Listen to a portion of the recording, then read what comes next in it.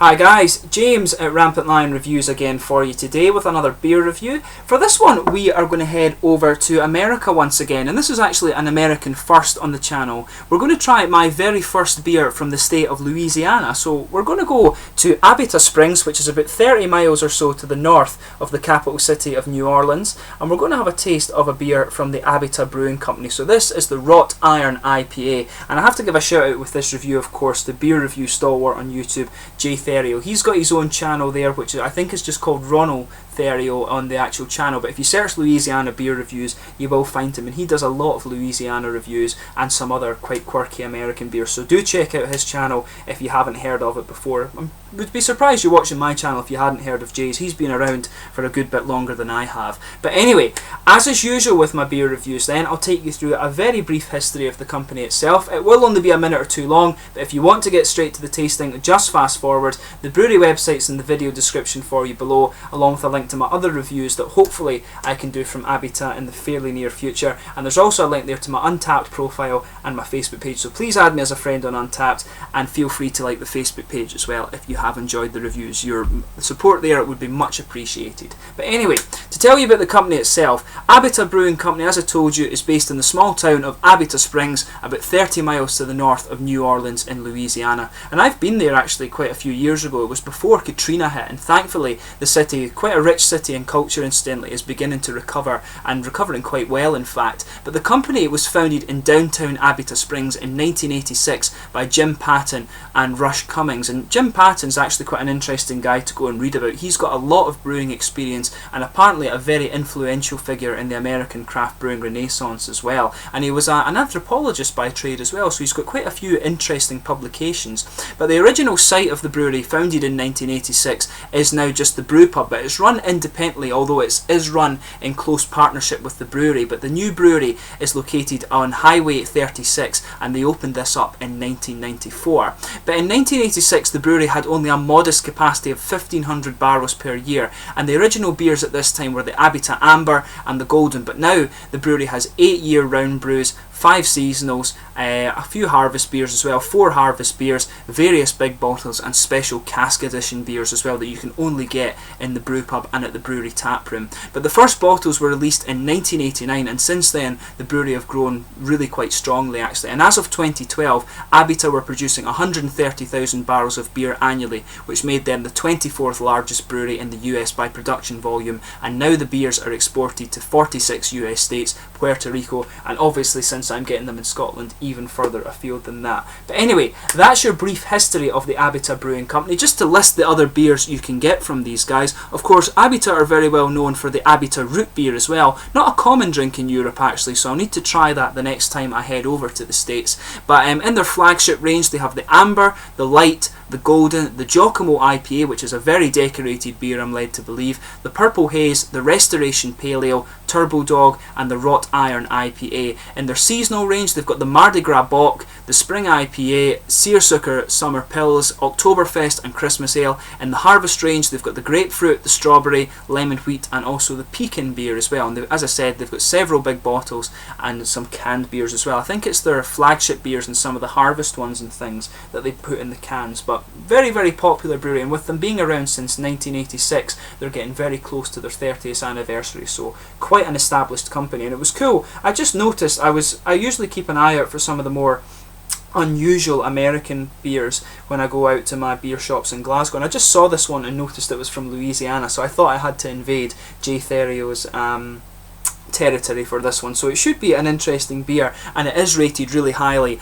on Rate Beer and BeerAdvocate.com. So I'll just let you have a little quick look at the artwork on this one before we open up. As you can see, this one's quite simply presented. It's actually quite nice and quite effective actually, I think, the artwork on this one. You can see the Abita bottle cap on the top of it there. Tells you a little bit on the back of it as well. This one is a 6.5% IPA incidentally. It says Abita Wrought Iron IPA embodies the resilient, indestructible nature of New Orleans. This India Pale Ale is forged with the intensity of Apollo, Equinox and Mosaic hops, brewed with Pale Ale malt and for a golden colour, bright as iron from a fiery forge. So yeah, should be a very nice beer. So it's hopped, as I said, with Pale Ale malt and malted, sorry, with Pale Ale malt, and the hops in this beer are Apollo, Equinox and Mosaic hops. I've never encountered a beer with Equinox hops in it before, but I looked up what they were, and they're supposed to be a nice kind of tropically fruity hop. So it should be an interesting IPA, this one, and a little bit different from the other American ones I've had before. So let's get this guy open.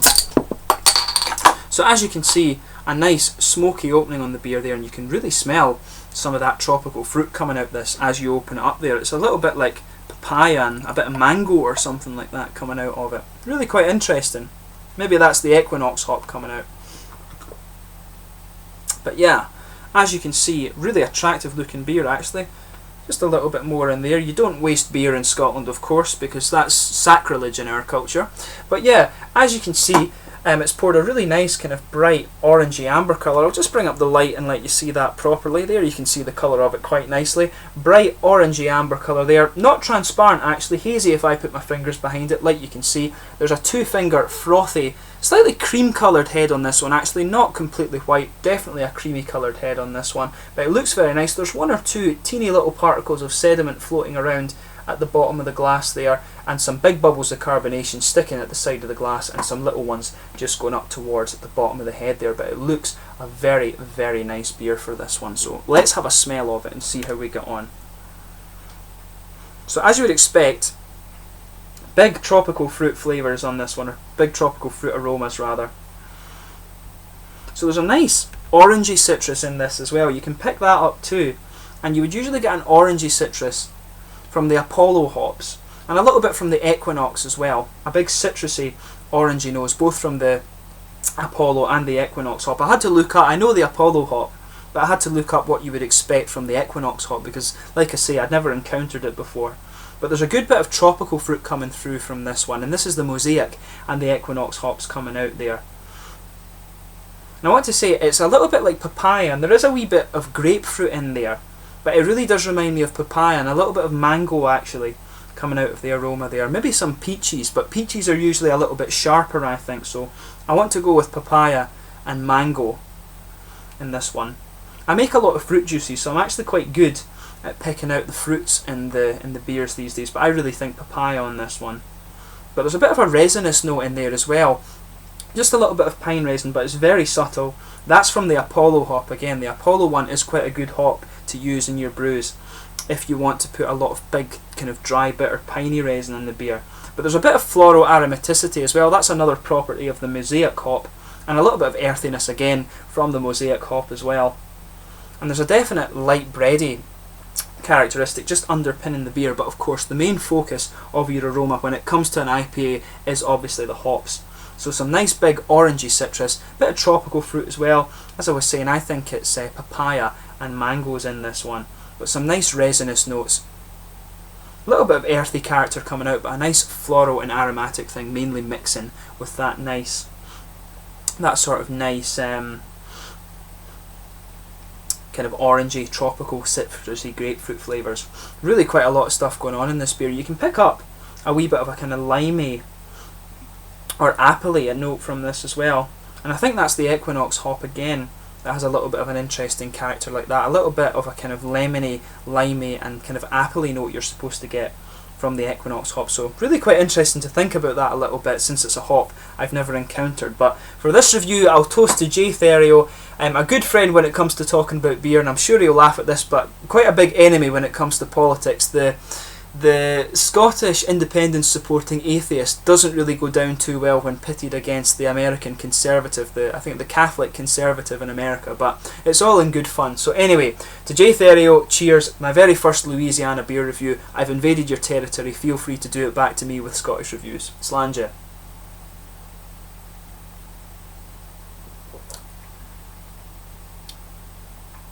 Really quite nice actually. Quite a light IPA. Not lacking in any flavour though, light in the mouthfeel. A lot of flavour in there, but very smooth actually.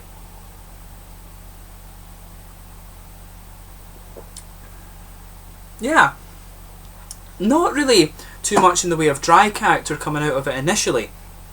But it's a huge hoppy beer, this one. Not as hoppy as some of the ones you'll come across, but the flavours all blend together really quite well, and it comes across to me as being just a little bit juicy, I would say.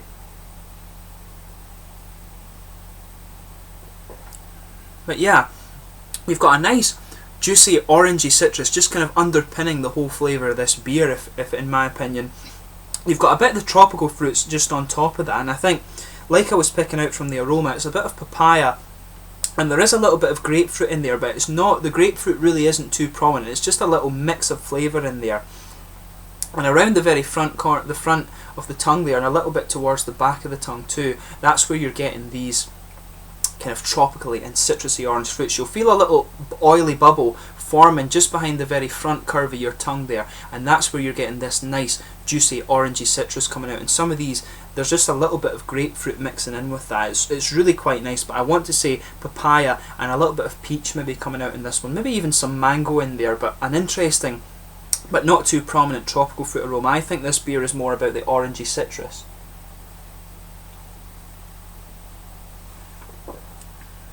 Yeah, I think I'll stick with that. The beer is more focused on the orangey citrus, which is really nice, but there are these nice tropical fruit flavours just mixing in with that, and they've picked the hops perfectly for that. Equinox hop, of course, an interesting one that I've never come across, so maybe I'll need to think about that if I ever want to get into home brewing. Maybe try the Equinox hop and see how it goes. But very, very nice blend of fruit flavours in this one. There's also a little bit of a kind of limey and appley flavour in this. You can pick that up, particularly in the aftertaste. You just get this very slight apple flavour that is around the kind of, just where your tongue starts to curve a little bit. I think picking up a wee bit of these apple and limey flavours in this. There's a lot of stuff going on in the fruity side of this beer, so really quite an interesting one to test your palate with.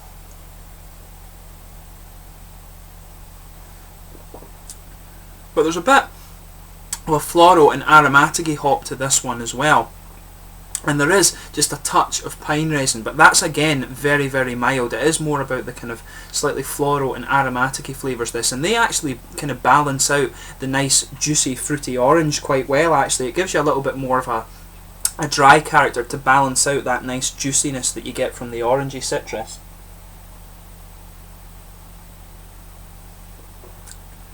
I want to say, on the back corners of the palate, you're getting just a little bit of an earthy hop character coming out too.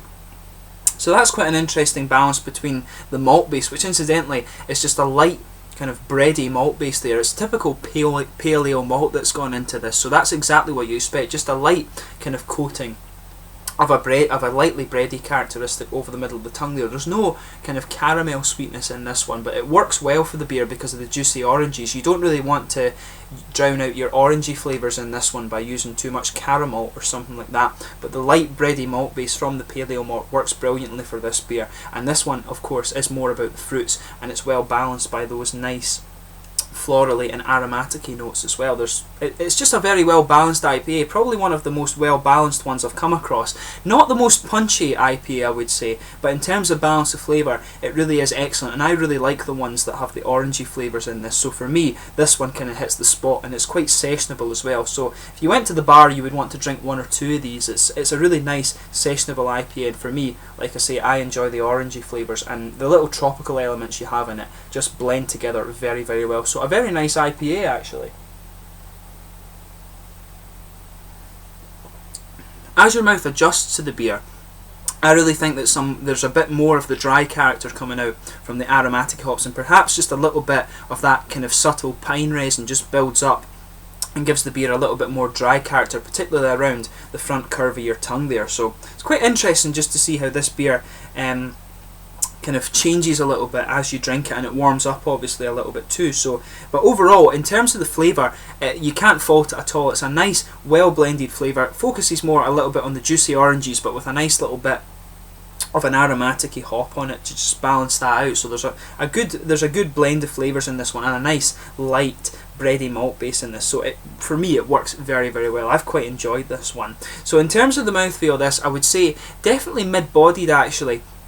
quite a light and smooth carbonation in this one. To me, this one actually tastes as if it could have just come straight off one of the casks. I don't know if you drink much like that in America, but we have, in Scotland, we have these cask beers that are the old pumps, and I'm not sure, as I say, how popular that is in America. I think it's more just the tap beers that you guys drink.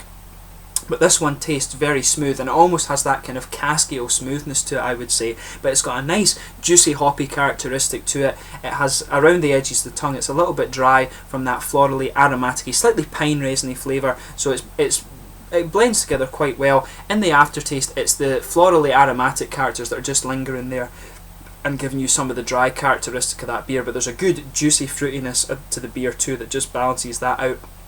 And there's the malt base in it, as I said, it's just a very light bready malt, so it's got everything you could want from an IPA. It's got some unusual hops in it that I hadn't come across before. So if you do find this beer in Europe, I would say give it a try if you enjoy the IPA style. For me, it's particularly good because of the orange flavours, which is something that I personally quite like. So if you like orangey flavours, give it a go. But it's a really nice IPA, and to me it's come across as having a nice kind of cask ale mouthfeel, which is always quite nice. You know your bottling condition's good if you can get that kind of feel to it. So overall, a really quite nice IPA, and I would happily go out and buy this again. I would go and buy a 6-pack of this if I was having a party and living in New Orleans or something. It's definitely a sort of go-to beer, I'm sure, that could grow on me a little bit, but beautiful beer that I've really quite enjoyed. So anyway, I hope you've enjoyed my first review from Louisiana. Hopefully it'll be the first of many, actually. Hopefully I can get a few more beers from the different breweries in Louisiana, and hopefully some more Abita stuff as well, because if this beer's anything to go by, I'm sure the other ones will be pretty good. But it's just a little bit hard to get some of the Louisiana beers over here, so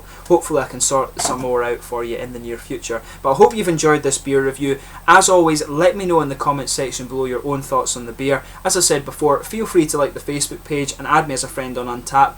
But in the meantime, please like, subscribe, share, all the usual YouTube stuff. I hope you've enjoyed my first Louisiana beer review. I'm sure I'll go back to the state in the near future, but until then, slàinte for now.